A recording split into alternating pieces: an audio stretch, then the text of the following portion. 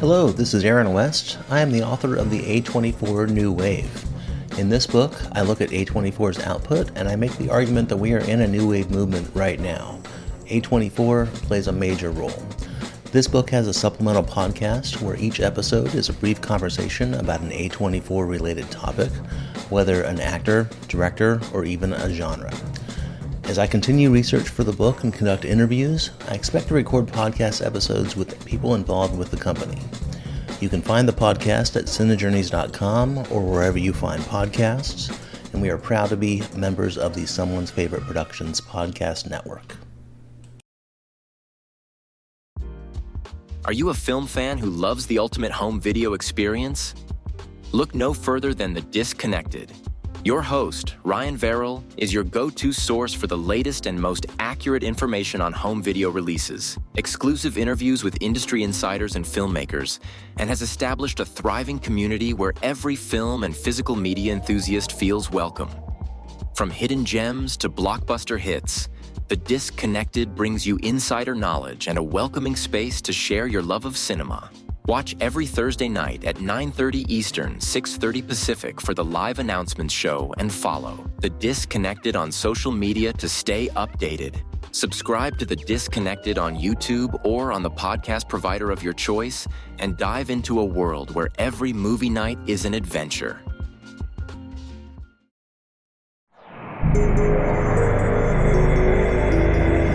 Weirding Way Media.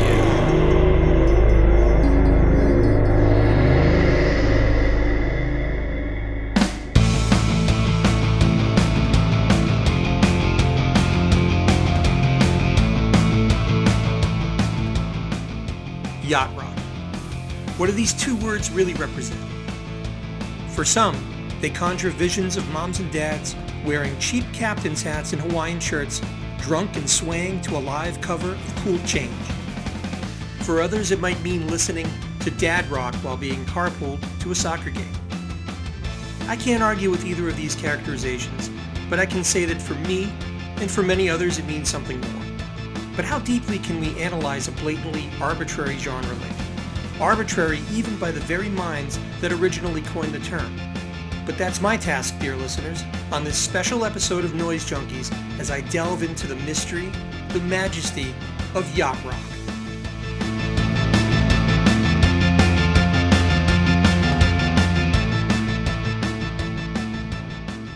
Hello, listeners, to this special mini episode of Noise Junkies. I'm HP. Tonight, I'm on a solo flight, talking about a musical topic that is near and dear to my heart, yacht rock. But to better understand my passion and understand the genre and context, we need to trace things back a bit. First up, the year 2020. March 2020. The pandemic is just starting to wend its way into our daily lives. I won't bore you with yet another tale of woe from that wretched period. I'm sure anyone listening to this has their own story to tell. Suffice it to say, there I was, housebound like the rest of us. And like everyone else, I was looking for a piece of light entertainment to help make those long, uncertain days more bearable. But instead of binge-watching Tiger King, I found comfort in the byproduct of a 15-year-old web series that itself cast a long shadow over pop culture. J.D. Riznar, Hunter Stair, David Lyons, and Lane Farnham, four buddies in California with various jobs in the entertainment industry, developed the web series Yacht Rock for the Channel 101 website, using friends and coworkers both in front of and behind the camera. Channel 101 was conceived as a monthly film festival where groups would submit 5-minute short films that would be screened before a live audience at a theater in Los Angeles. The audience would vote on which ones they would like to see continue. This process would continue each month until an episode failed to make the top 5, at which point it was canceled. The Yacht Rock pilot was submitted on June 26, 2005, and ran on Channel 101 for an almost unprecedented 10 episodes until Sunday, June 25, 2006, when it was finally canceled. However, because of its popularity, 2 more episodes were created and screened, first on January 27, 2008, with the 12th and final episode screened on April 24, 2010. It remains one of the longest-running series in Channel 101 history. The Yacht Rock web series was designed as a mockumentary depicting the fictionalized stories of AOR smooth acts of the late 70s and early to mid 80s, particularly Michael McDonald and Kenny Loggins. McDonald was portrayed by Riznar as a musician anxious about his place in pop music heading into the 1980s. Loggins, portrayed by Stair, was depicted as a smooth music king who longed to break free of his smooth shackles and move in a more rock-oriented, soundtrack-focused direction. Steve Huey, himself an actual writer for the AllMusic website, introduced each episode in the modern day and acted as a kind of wraparound story for each episode. Lyons, a native of Michigan like Huey, Riznar, and Stair, portrayed the fictional character of Coco Goldstein, a smooth music impresario who counseled and guided McDonald and Loggins until his untimely harpoon death in episode 2. The pilot episode centered on a nervous Michael McDonald as he worried about his status in the Doobie Brothers, eventually writing What a Fool Believes with the help of Kenny Loggins. Their shitty music make me barf, Loggins. This is ridiculous. You're a sentimental fool, Kenny. You think you can come right back here from long ago and recreate your friendship just by mustering a smile and telling some nostalgic tales?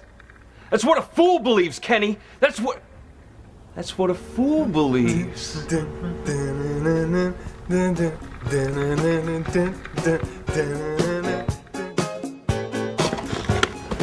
Jimmy, looks like you've inspired them to set sail on a voyage straight to the top of the charts. Other musicians portrayed in the series include the members of Toto, Hall & Oates, Christopher Cross, and Jimmy Buffett, among many others.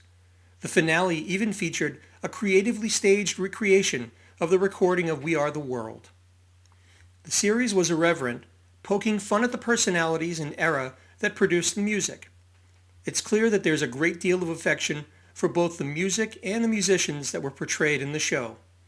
And the series boasted guest spots by many popular actors and comedians of the time, including comedian Doug Benson, Dan Harmon, creator of the TV show Community and one of the founders of Channel 101, and Chasing Amy actor Jason Lee. Even future Price is Right host Drew Carey found time to make an appearance. I had come across the Yacht Rock web series on YouTube sometime earlier and loved it. Being raised in the 70s and 80s, I was familiar with the music in the series, if not a fan of most of it. The writing is consistently funny, and even if some episodes are stronger than others, the self-imposed 5-minute duration means that no episode ever outstays its welcome. But now back to 2020 and my search for content to take my mind off of a dreadful present day. A chance search turned up a podcast I'd never heard of before. Some 6 years after the final episode of the Yacht Rock series was screened, Riznar, Huey, Stair, and Lyons debuted a new podcast called Beyond Yacht Rock. Ostensibly, the aim of this podcast was to coin other arbitrary musical genres, just as their web series had inadvertently given rise to the term yacht rock. A quick side note. Yes, the creators of the term yacht rock freely admit that the genre is arbitrary at best. Please keep this in mind. No one, not even the yacht rock guys, ever claimed they invented a new style of music. Think of yacht rock as a magpie genre, taking a little from AOR here, a little from soft rock there, etc. But even as the four guys moved forward with the new podcast direction, they maintained a connection to what gave them their greatest notoriety. Around episode 10 of Beyond Yacht Rock, they started peppering in mini-episodes called Yacht on Yacht, during which they would discuss user-submitted songs and assign scores based on the yachtiness of the track. Some of the criteria for yacht include personnel, anyone who performed on the track with a history of other similar tracks within the genre, smoothness, R&B feel, and overall theme. Over time, they continued to codify the criteria, and eventually the Yacht on Yacht episodes took over the podcast. The Beyond Yacht Rock podcast was just what the doctor ordered for me. The co-hosts shared a wonderful rapport. It was like listening to four old friends hang out, discussing music and busting each other's chops. But for me, discovering the podcast was also slightly bittersweet. The bulk of the series was recorded at least 4 years prior, so in a sense, it was already over before I had even discovered it. Still, there were over 200 episodes to dig into, dating from 2016 to late 2019. I love the episodes dealing with new genre mixes, but the more lasting impact came from the Yacht or Yacht episodes. I discovered a ton of awesome music listening to those episodes. Having already been a fan of yacht-adjacent acts like Steely Dan and the Doobie Brothers, it was almost as if I was pre-programmed to enjoy other songs that fell under the Yacht Rock banner. The overlay of the Yacht Rock criteria just made it easier to find like-minded music of the era. So what is Yacht Rock? Oftentimes it seems to be in the ear of the beholder.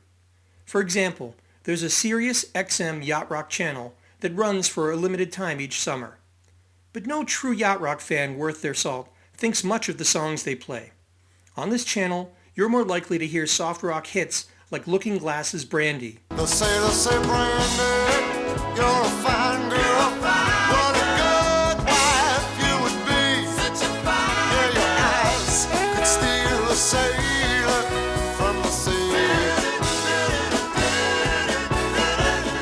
Or Escape the Pina Colada song by Rupert Holmes. If you like pina coladas and getting caught in the rain, if you're not into yoga, if you have half a brain. Both of these songs received very low scores when reviewed on Beyond Yacht Rock. This doesn't necessarily make them bad songs. They just don't meet the minimum criteria for yachtiness as set forth by the Beyond Yacht Rock hosts. For me, I mostly go with the official, and I'm using air quotes, yacht or yacht ratings when considering if a song is truly yacht rock. Bear in mind that these guys have reviewed more than 900 different songs over the years from more than 500 individual artists, and in doing so have spent way more time thinking about and discussing this stuff than probably anyone else on the planet. And if it's good enough for the guys that coined the term, it's good enough for me. Some examples of certified yacht rock tracks include What a Fool Believes by the Doobie Brothers.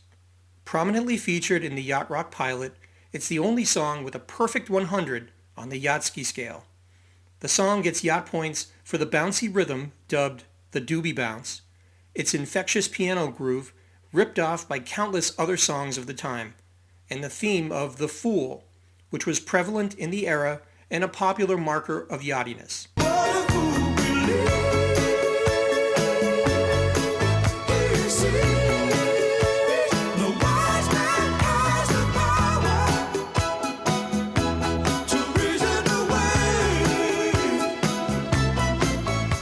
Human Nature by Michael Jackson. Surprised to hear that the king of pop is yachty? The secret sauce of the song lies in the song's writer and backing band. The song was written by Toto keyboardist Steve Porcaro and performed by the rest of Toto. Steve Lukather on guitar, Jeff Porcaro on drums, David Paich on synthesizer. Toto would prove to be integral to Yacht Rock, as their members were all accomplished studio musicians whose playing appeared all over the era's hits. Toto were almost like a latter-day version of the Wrecking Crew, the collective of studio musicians who played on countless hits of the 60s and 70s, yet remained mostly anonymous in their day. Human Nature is as smooth as they come, and scores highly in no small part due to its personnel.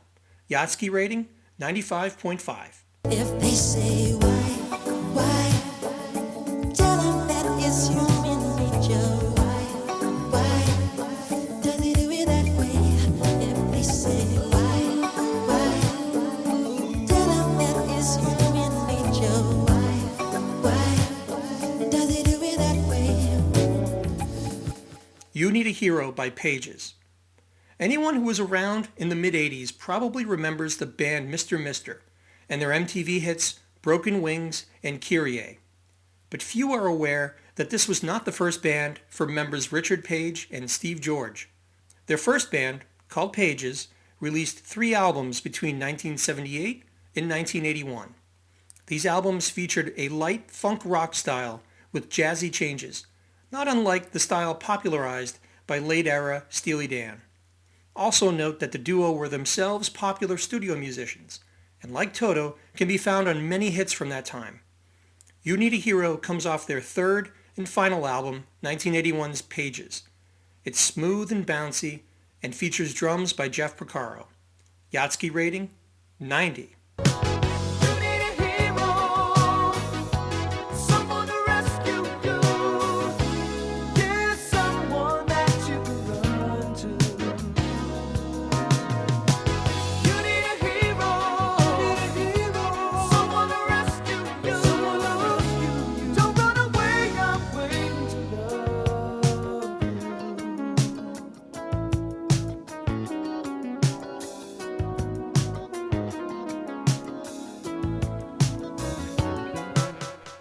You Need a Hero found new life years later when a sample of it appeared on vaporwave artist Macintosh Plus's landmark 2011 LP, Floral Shop.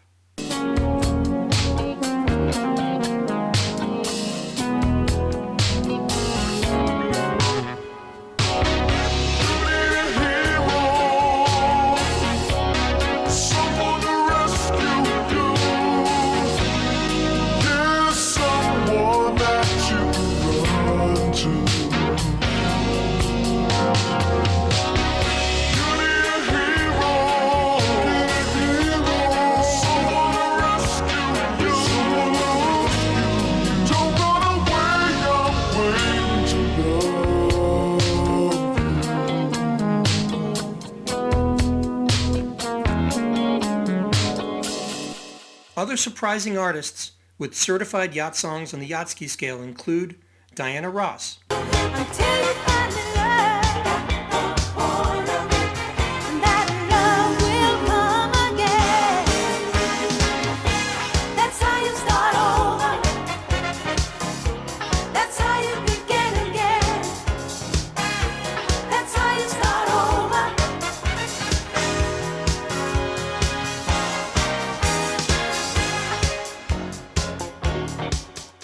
late fitness guru Richard Simmons,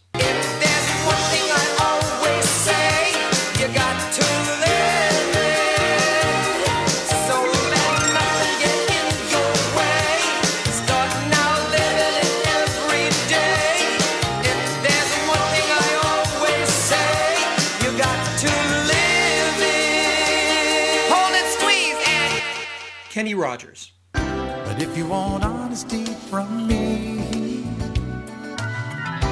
this is the way it's got to be. Ooh, heart to heart, we should be like a melody in harmony. Heart to heart, can't you see? We're a rhapsody, baby, you and me. Daft Punk, If I had my way, I would never leave. Keep building these random memories, turning our days into melodies. But since I can't stay, I'll just keep laying back these fragments of time. Everywhere I go, these moments will shine. Frank Stallone, She's down on love and never looks up at all to even smile.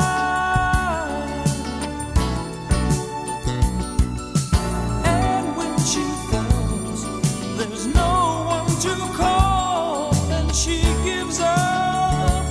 Oh, no. and finally, McGruff the Crime Dog, with his 1984 song, Warning of the Dangers of Alcohol. It's no good when you're drinking. Tell your friends no. It won't show you the way. Try using your head. Hey, you'd better start thinking. You might end up dead. Being straight is okay. It seems so very nice. But you'd best be looking twice. 'Cause you will have to pay a price. You're gonna lose someday. How about the opposite end of the spectrum? What are some tracks that are commonly mistaken as yacht rock? Ventura Highway by America. Great song, no question. One of my personal favorites.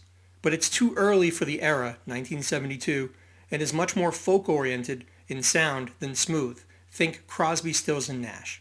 Yachtski rating, 8.875. Ventura Highway in the sunshine, where the days are longer, the nights are stronger than moonshine.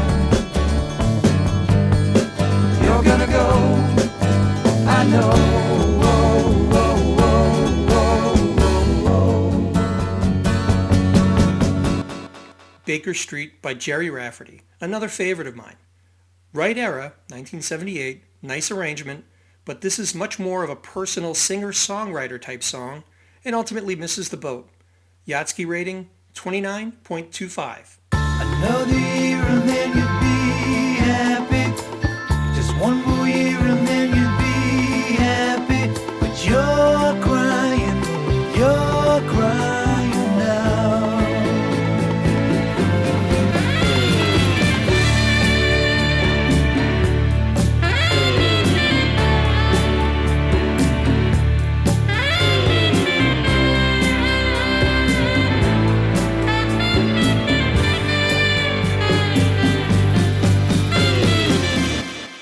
Peaceful, Easy Feeling by the Eagles. Still Too Early, 1972, Too Country, and Too Wrong thematically. This song has one of the worst Yachtski scores to date, 1.25. 'Cause I got a peaceful, easy feeling, and I know you won't let me down, 'cause I'm already standing on the ground. However you define yacht rock, there's no question that it's left a lasting impression on pop culture over the last 15 years. Today, you'd be hard-pressed to find someone unfamiliar with the term. There are many popular touring bands that have built their entire career around so-called yacht rock covers, including Yacht Rock Review and Yachtly Crew. There's even a nod to yacht rock in the recent Disney Pixar movie Inside Out 2. Main character Riley is asked by her friends about her favorite songs, and in a mad scramble, her emotions can only come up with commercial jingles and Dad's Yacht Rock. And there are newer bands that are proudly carrying the torch. Sweden's State Cows and Detroit, Michigan's Page 99 are both continuing to record music in the tradition of classic yacht rock bands of the past. Both bands have even bridged the gap between the past and future by featuring musicians that have performed on yacht rock songs of the past, such as guitarist Michael Landau and singer Bill Champlin. I'm also happy to report that almost 4 years after the end of Beyond Yacht Rock, the 4 original guys returned to podcasting with not one, but 2 new podcasts in 2023. The first, Billion Dollar Record Club, spotlights an unheralded or mostly unloved album in each episode with track-by-track commentary. The second, the Yacht and Yacht Podcast, again features user-submitted songs which are discussed and voted on in terms of their yachtiness. Their rapport is still intact, and both podcasts are excellent listens that I recommend without hesitation. Also of note is a long gestating book that the 4 have been working on for some time that promises to tell the real story of yacht rock. This book was somewhat derailed by the pandemic, but hopefully it will see publication in the near future. So there you have it. Thank you for indulging my deep dive into yacht rock. As always, please feel free to write us, rate us, review us. We'd love to hear from you in any manner you choose. As for me, you can find me elsewhere on the Weirding Way network. I am the co-host of the Night Mr. Walters Taxi podcast along with Father Malone. I'm also an occasional CultureCast guest with Chris Dashew. And I also have a Bandcamp site, hpmusicplace.bandcamp.com. Please check it out. Thanks again for listening, and we'll see you again next time.